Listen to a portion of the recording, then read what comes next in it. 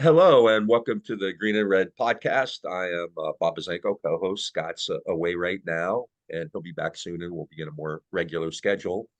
But I'm really happy today to talk to someone who we've had on before, a couple times at least, actually. Most recently, about 2 months ago, Eskandar Sadeghi from the University of York in England, who is an expert in Iranian politics and Iranian history, and the author of Iran and its Discontents. So once again, thank you for joining us on Green and Red, Iskander. Thanks for having me, Bob. Great to see you, as always. And let's just kind of start. We don't have to go into too much detail on this, but the last time we talked was, I think, just a week or so before the elections in Iran, after Raisi had been killed in a helicopter crash. There was a new election won by Masoud Pezeshkian. Yeah. Okay, who was the media kind of presented as a reformist, but I just wondered, like, what you think the significance of his election it was, and what he represents now. I think his election sort of spoke to the recognition by a significant swath of kind of the Iranian political class that there was a need for kind of a change of gears. Obviously, there was. I don't buy that he was basically chosen. This was all orchestrated in advance. It did appear that the favoured candidate actually was the Majlis Speaker of the Parliament, the Speaker of Parliament, Mohammad Bagher Ghalibaf. But he basically performed so dismally that then you've got a runoff in the second round between Masoud Pezeshkian, who is you could say like a moderate reformist of sorts. So he's very much he's aligned on key, I would say, national security policy with kind of those who really make these decisions in places like the leader's office and the Revolutionary Guard and so on. But he's also very committed. He was very committed to pursuing and reviving some degree of diplomacy for purposes of sanctions relief, because he's also aware, as many people are in the ruling kind of political class in Iran, that this is exerting huge pressures on ordinary people and is a major source of discontent. So he was very much committed to that, to pursuing a slightly different tone and track, as well as pursuing various kind of domestic reforms. Like just in the news today, it was announced that his office has, in a sense, recalled any kind of complaints that were being made against journalists for various reasons. So he was also kind of committed to kind of, if not uprooting, but definitely kind of getting rid of, or at least minimizing the detrimental impacts of kind of the morality police. He sort of made some various sort of mumblings about kind of protecting basic civil rights to some extent, and things like this.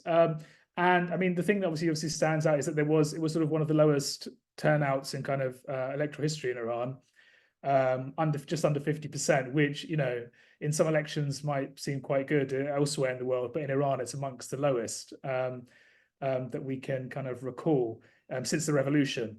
But nevertheless, there was some degree of, I would not say sort of, there was no jubilance or anything, but there was a sense that he can actually bring around some sort of substantive changes in the diplomatic arena, if not sort of massive and transformative, but at least meaningful for ordinary people to some extent, and a change of direction, and as well as domestically. So, it did seem that that was potentially, on the cards. And I think people who sort of watch Iran's sort of politics quite closely were, as I say, it's a bit of a cliche, cautiously optimistic. Since a kind of, since the Rouhani administration, which was elected in 2013, had sort of the grand vision of kind of, the nuclear deal and building upon that towards some sort of rapprochement or something. I think all that's out of the window, basically. So it was a much more modest, I would say, realistic sort of view of things. But again, even his view, it was questionable how realistic it was, given that there just doesn't seem to be any appetite in Washington for actually diplomacy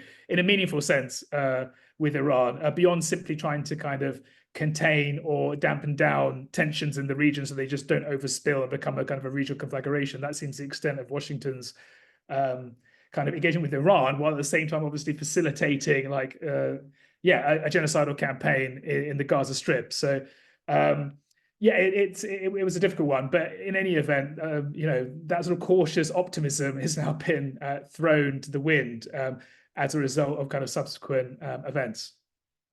Well, you mentioned an expanded war, which is what we talked about a lot, a couple months ago when you were on with Nate George, who I'm going to try to get on again as well.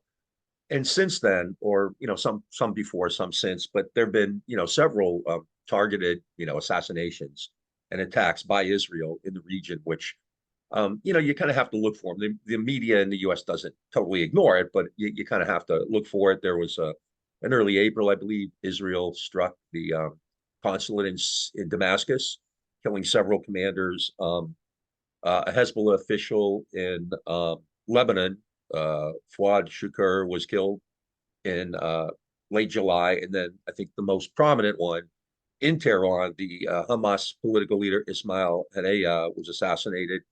And again, the stories are that it was some kind of an inside job with Mossad and various elements. I don't know what else. You can speak to that if you want. But what do these kind of continued attacks and Israel's continued provocation mean? How is the new government in Iran responding, and why is this of consequence to them that Israel is expanding this war? Yeah, I mean, obviously there is this track record, which I think we spoke about last time. So the assassination of various civilian nuclear scientists. Then there was the assassination, which was one of the more prominent ones, of Mohsen Fakhrizadeh, who was sort of the spirit, like this, like he's often framed as kind of like the father and architect of Iran's sort of nuclear program. And then, of course, I mean, yeah, recently, the most recent one was Ismail Haniyeh, the sort of the head of Hamas, the political sort of the political head of the political bureau of Hamas. But yeah, to wind back, I mean, just to go to quickly review what was known as Operation True Promise, which was in response to the attack, the bombing of the Iranian consulate in Damascus. I mean, before that, even you had sort of the killing of several very, very senior members of the Revolutionary Guard, who were sort of really crucial intermediaries for what is known as the axis of resistance within the broader kind of Levant.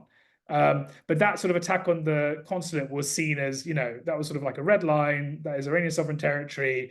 And it's quite interesting. I mean, obviously, I think some of the Western press did ultimately acknowledge that this was like a diplomatic territory and sort of Iran sovereign territory. But still, I just saw I was just read an article the other day in Foreign Affairs, and it was still saying that Iran perceived it as diplomatic territory.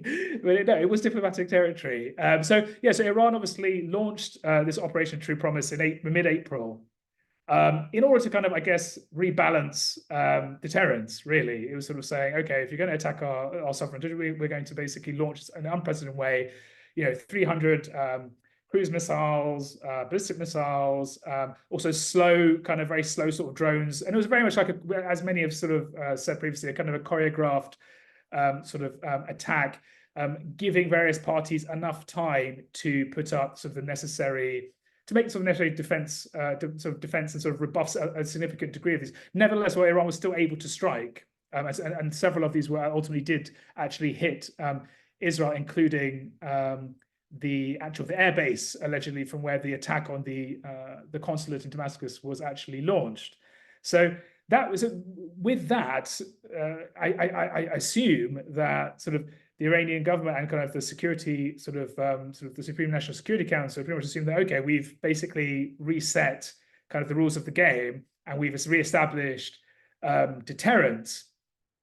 Then, obviously, forwarding to the present, we have obviously the assassination of Ismail Haniyeh in Iran. I mean, it should be said that Ismail Haniyeh went to Iran basically to attend the inauguration of the new president, Masoud Pezeshkian. And yeah, I mean, the significance of assassination in Iran, obviously, on the one hand, it's to take out your key negotiating partner, because Haniyeh was the person which the Israelis were actually negotiating with. He's generally seen, from what I understand, as the more sort of pragmatic wing, on the more pragmatic kind of politically minded wing of Hamas, which is actually, for lots of, I guess, armed guerrilla organizations, it's not surprising that you have obviously a political wing and the sort of the military wing, and often in the military wing they tend to be more hard-nosed often. So anyway, he was seen as the more pragmatic, and he was obviously the key interlocutor, and to the point where you even had sort of the Qataris like literally saying this is a farce, like the key negotiating partner. You can't say you're interested in negotiating, then basically assassinate the key negotiating partner, obviously. So they take that out. I mean, Netanyahu manages to basically, in essence, prolong the war. He manages to prolong his political life line, really. He also, I mean, I'm sure they also saw the Israelis, when they pursued this, did also see a certain sort of another benefit of this as creating some embarrassing Iran. Obviously, is a very significant kind of humiliation on the Iranian side, especially, I mean, in Iranian culture, sort of hosting somebody is very, I mean, it really does, even if we're careful about generalizing, but it generally does actually have a very significant weight. And this was actually even mentioned by Ayatollah Khamenei. So one of the reasons why we really do have to respond is because he was like a dignitary and a sort of a high level sort of guest in the country. So, I mean, it's also to embarrass Iran, but also, I mean, we've even seen in the subsequent kind of leaks, obviously, the New York Times printed this story that they said that there was a bomb which was planted in this complex, which was overseen by the Revolutionary Guards 2 months in advance. 2 months, as soon as that came out, I did not really buy it. I thought this is part of basically the psychological information warfare. And also there's a vested interest in portraying it in that way as a kind of intelligence operation, because that then takes away kind of the pretext for Iran to then respond militarily. But I do think, I mean, from what I've seen, and actually the Hamas spokesman in Iran, Khalid al-Qadoumi, actually came out and said, who was actually there, and then actually went to see the actual the complex, and actually ran to the room where the suite where Hania was staying, said that it was very clear that it came from the outside, the attack, and there was a lot of speculation that was it a quadcopter, was it some kind of drone? I mean, and ultimately we don't know. I mean, we're very much in the midst of this information warfare, but you can see why the Israelis would want to portray it as an intelligence operation, and perhaps why Iran would also want to portray it as more of a military one. Because also that is a way of sort of deflecting from the fact that have sort of Israeli assets infiltrated into sort of Iran's security apparatus and so on. And there's even been kind of leaks from people who supposedly affiliated with the Quds Force, which is the Revolutionary Guard's kind of external operations force, that Hania was told not to use his phone, and he was using his phone too much, and all these sorts of things. And yeah, the truth of this is hard to determine. We can only try and guess why various parties might push a certain narrative rather than another. But yeah, we can maybe leave it there for a sec. Yeah, you're muted, I think. Yeah. I usually don't do that. What does this mean with regard to relationships between Iran and Hamas? I mean, even though, well, there are these allegations that, there may be Iranian officials who were involved in this, but even if not, you have a diplomat visiting your country who's assassinated by a third country. So that can't sit well. Has this created kind of more animosity between Iran and Palestinian supporters? Yeah, I mean, it was quite interesting that I was looking at kind of news outlets associated with Revolutionary Guards, and it did seem that the Quds Force was kind of putting this out that no, this has nothing to do with infiltration and so on and so forth, because that is something which has kind of plagued them actually, and then a lot of people link it to kind of broader issues around corruption in Iran and so on and so forth, and I'm sure there is a significant degree of truth to that, but obviously determining how much is it's we're historians really by training, so we tend not to get too involved in that sort of speculation. But there's clearly are some issues there, which and I've even seen actually people who are very I don't like the word hardline, but let's just say very much loyalists vis-a-vis the Iranian state themselves are actually were very disconcerted and quite angry that this had happened. And they were also looking inward and saying there's a need for investigations and so on and so forth. So there is that going on. But I think, I mean, one thing that's actually has come out of this is obviously that Yahya Sinwar has been appointed the new head of Hamas, right? And apparently, Sinwar was actually a key person who was very instrumental in pushing for reconciliation with the Islamic Republic when relations became very strained during the course of the Syrian civil war. So it does seem that like the kind of the military wing of Hamas are very aware that the kind of the military kind of support, logistical support, and so on that they get is far more consequential.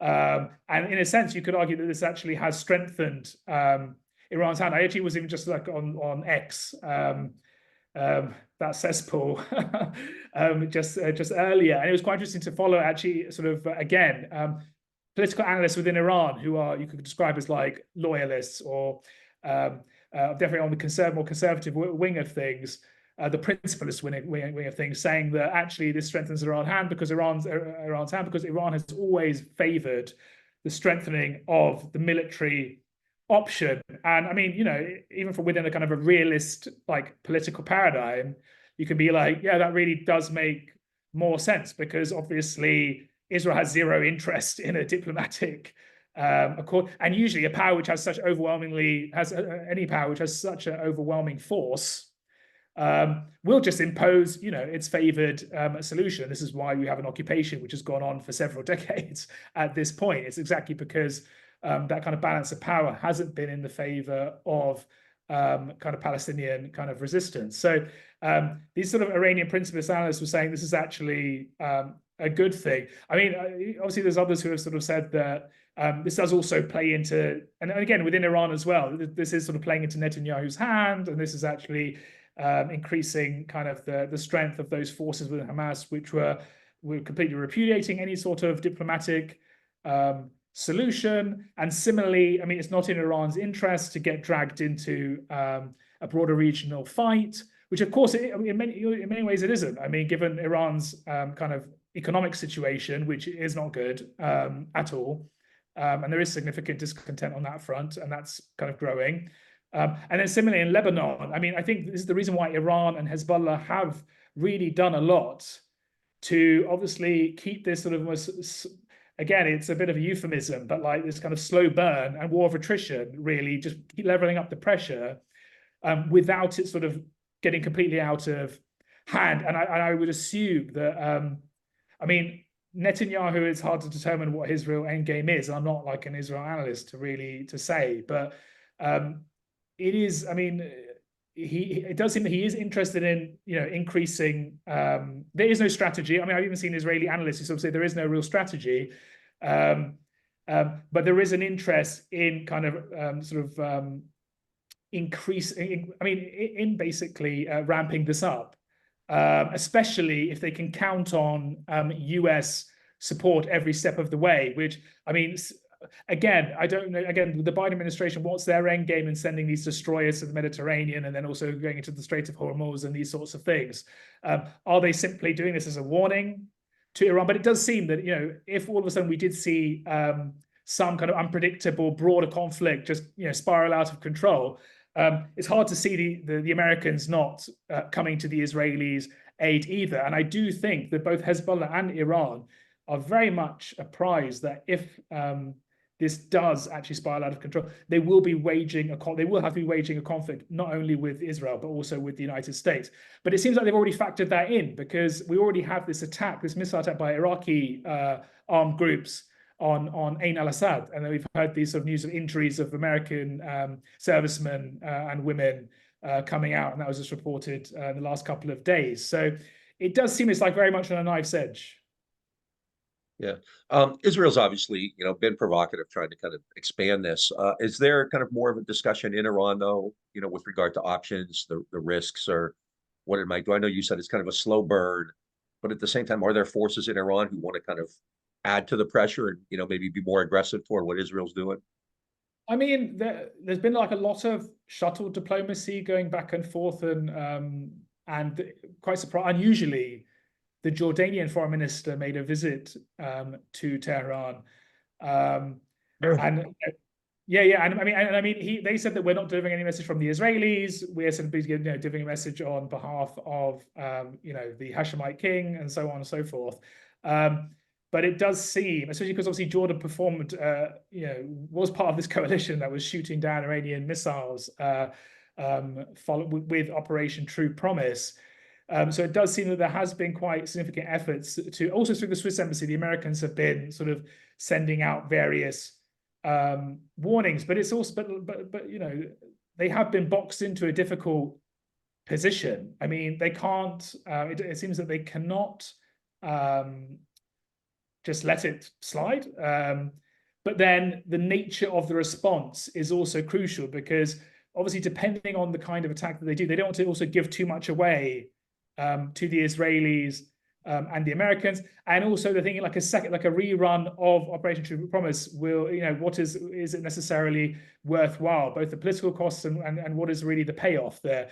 So it is quite interesting seeing different figures within the Iranian state. So one notable one is a cleric by the name of Hossein Taeb, who was actually the head of the intelligence unit of the Revolutionary Guards. And he was saying that, you know, Iran is going to pursue a rather, like, he didn't use the word unusual, but sort of like they're going to produce something which is more counterintuitive, basically, as a potential response. So it seems that they are, I mean, if they haven't already made the decision, but it does seem that it might be something which is less along the lines of what we saw previously in True Promise. And also it might be more coordinated, exactly because of the killing of Fouad Shukr, who you know was one of the sort of was a key figure in the establishment of Hezbollah, who was kind of very much a quintessential figure in building up its military capabilities and really transforming it into the kind of organization it is today. A lot like Imad Mughniya, who was killed like in the mid 2000s, he was assassinated in Syria. So a really kind of consequential figure. So it does seem that also Hezbollah is also sort of weighing options with Iran. So they will be coordinating, and there have been all of these reports going back quite early on to the war in Gaza, that there has been some sort of like a sort of axis of resistance equivalent to like CENTCOM or something coordinating operations. So they will want to do it in a way which puts them on maybe on the strongest footing. But the problem with all of these things is that, you know, it's hard to predict how the other side might react and then where it might lead. Just like a day or two ago, Al Jazeera said that, I had an article, which said that Iran's response was actually, you know, they're more likely to give a measured response, that they're still seeking diplomatic solutions. Which is obviously not what Israel wants. They're trying to drag him in, and a lot of media reports have said that even Biden back channel has tried to tamp down Israel's, you know, kind of continued attacks and assassinations here. In the region, though, is there any sense that you know that Israel can be kind of restrained, or is there kind of more of a sense that we better prepare for something really big and perhaps, you know, terrible? Yeah, I don't really think that they believe that the Biden administration is prepared to restrain Israel in any kind of meaningful way. And like all of these, it seems to me, very much contrived leaks where Biden says, oh, I had this like harsh conversation with Bibi Netanyahu, or I said X, Y, Z. I think people see through this as very performative, and I guess probably trying to appeal to certain key states which they think this might go down well. You know, but I don't think anyone in the region buys it whatsoever. I think they definitely see. I mean, they do see Israel and the United States broadly in strategic alignment. Maybe they do see the fact that, you know, Netanyahu is, in a sense, pushing the boat out, but also I think they're aware that the United States is ultimately not going to punish him in any way. So I think they are prepared for that. I think they've incorporated that into their kind of broader outlook. And I think it is just clear that the Biden administration cannot control Netanyahu. I mean, it just can't. There's no evidence for it, like whatsoever. There's zero. Yeah. When I see people say, all Biden has to do is make one phone call, like Diane Johnstone or, you know, Aaron Mate or somebody, it's like, it's really not that easy. You know, you don't make it's kind of silly, I mean, liberal. He could do it, but he's not going to do it. Like he's not going to make that phone call for various, like, you know, deep reasons, like deep kind of structural institutional reasons. He's not going to make that phone call. Right. You know, I think, you know, people then will bring sort of the example of Reagan in 1982 and the invasion of Lebanon, all these sorts of things, which, you know, but we're living in a very different time, and that does not seem to be on the cards. And I mean, also the fact of the matter is, like, and you know this way better than me, basically the Biden administration is a lame duck kind of government at this point, and it's seen as irrelevant. And even actually there was a very interesting piece in the Financial Times by John Sawyers, who was the former head of MI6, and he was basically saying that Bibi Netanyahu is really pursuing this kind of sort of quite radical strategy and taking advantage of this vacuum. And in a sense, he knows that if he continues to pursue this and the Biden administration remains kind of helpless, I guess in key sort of swing states and places like, Michigan and things like this, it might actually hurt, and then he'll end up with a Trump administration who basically empowered Netanyahu in every which way, and did things which were unprecedented, like the recognition of the Golan Heights as part of Israel, the moving of moving the embassy from Tel Aviv to Jerusalem, all these sorts of things, which were absolutely completely at odds with just the basics of like the international consensus, international law. So it does seem like NATO's playing that game, and it's probably a smart game to. I mean, from his perspective, it's not a bad bet. It's a bet he's putting down, and it might pay off for him. It might not. But then even if it doesn't, the question is like, would a Democratic administration, is it really going to pull the plug? And it doesn't look like there's no evidence to say that it will. Right. We're like 9 months into this thing, there was the disaster, the catastrophe around the pier that was set up. I mean, it's just been one sort of disaster farce after another, really. Yeah, I mean, political calculations here really are kind of ramping up too. Biden, the debate obviously kind of was the tipping point, but he had been really, kind of badly weakened by the constant protest about Gaza, the campus encampments and things like that. And then, I think there's a good reason Shapiro's not the vice presidential pick, because there was, pretty intense pressure there. So I think Harris is getting squeezed, and she knows it. I mean, she's all in on the Zionist agenda, but at the same time, it's not what a lot of typical Democratic constituencies want. So they're going to have to try to kind of figure out how to do this. They're going to, rhetorically, they'll say the right things, but Biden's been doing that. He, scolds Netanyahu, and then he sends him $18 billion, a week later. Absolutely, yeah. I mean, that's what you need to look at. Like, where's the money and the funding and the diplomatic support and all these sorts of things. That really tells you more than anything else that you need to know than, these really staged leaks. So I mean, similarly in the case of the UK, which obviously a far less significant kind of player, but you had 5 kind of pro-Gaza MPs elected this general election, and that has put pressure on the Labour government to sort of take some steps. So they have taken some minor steps, but they're not going to move to stop arms, despite so again, there were murmurings of this, but it hasn't transpired. Let alone recognize a Palestinian state, which various other European countries have done. It just hasn't translated into these really significant things, which again, I mean, I think we need to be realistic what the UK can achieve. But yeah, in the US, I mean, there was just simply this temporary cessation of supplying these 2-ton bombs, basically, and that's about it. And we haven't seen anything. But in the Iranian case, yeah, I think they're very aware that the US and the Israel have come together, and that they need to take that into consideration in any sort of future policy. Within Iran itself, I mean, there is actually debate about those who sort of, who are saying we need to strike much harder, and those who are saying we need to be more sort of cautious. Iran needs to do something, but it needs to be cautious in how it actually executes it. And it is quite interesting. So Javad Zarif, the former foreign minister under Rouhani, who's a very kind of savvy diplomat, educated in the US, kind of very savvy. He's also like a real sort of, he's really hated and detested by the principalist